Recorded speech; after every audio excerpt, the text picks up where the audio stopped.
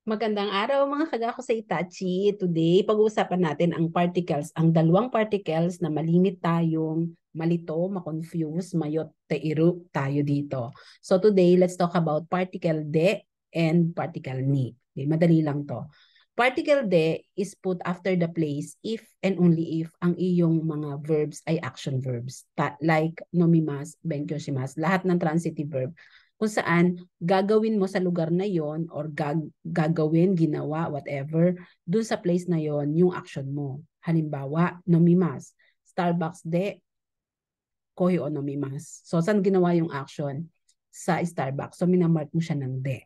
Now, kailan naman si ni?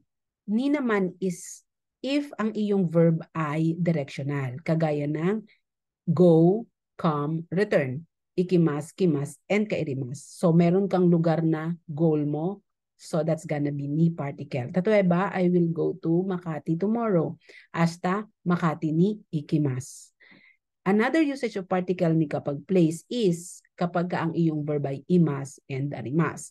Ibig sabihin, nag-e-exist lang doon sa lugar. Wala namang ginagawa. Nag-e-exist lang. Halimbawa, the teacher is inside the classroom. Sensei wa kyoshitsu ni imas. Now, ano ang takeaway natin?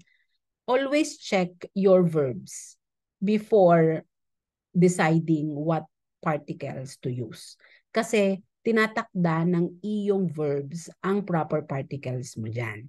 Now, dahil alam na natin to ngayon, let's try to look at this one. Ngayon, meron ako dito mga sample sentences, kailangan natin siya lagyan ng particles. Okay? So, halimbawa, particles sa number 1. MLC is a place. MLC blank, benkyo oshimasu. Correct. De yan. Kasi benkyo-shimasu is a transitive verb at doon mo ginagawa ang action. Next, uchi nani-nani teribyo mimasu.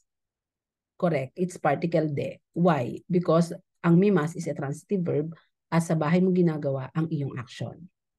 Kaisha blank, shigoto oshimasu. Of course, kaisha de, shigoto oshimasu. Kasi ang shigoto oshimasu ay transitive verb. Doon ka nang tatrabaho sa kaisha. Let's go to number 2. Nihon nani-nani kimasu. Yes, it's ni. Why? Because kimasu is a directional verb. Come. Kyoto blank ikimasu. Correct. Again, it's particle ni. Why? Kasi ikimasu is a directional verb. Rokuji ni uchi blank kairimasu. There you go. Ni again. Why? Because kairimasu is a directional verb. Now, for sambang, teburo no uwe blank kapuga yotsu arimasu. May 4 na tasa on top of the table. Nag-e-exist? So, tama. It's particle ni. Kabano na kablank PC ga arimasu. Merong personal computer o laptop sa loob ng bag. So, nag-e-exist because of the arimasu. So, it's particle ni. Tonari no heya blank sensei ga imasu. Okay, imasu. Si sensei ay nasa kabilang room. So, there you go. It's particle ni. Kaya sabi ko sa inyo, it's essential for us to understand kung ano ang mga ginamit mong verb sa iyong sentence. Because it will be the one to situate kung ano ang proper na particle para sa iyo. Okay? Sana nakatulong ang video na to para sa iyong learning ng Japanese.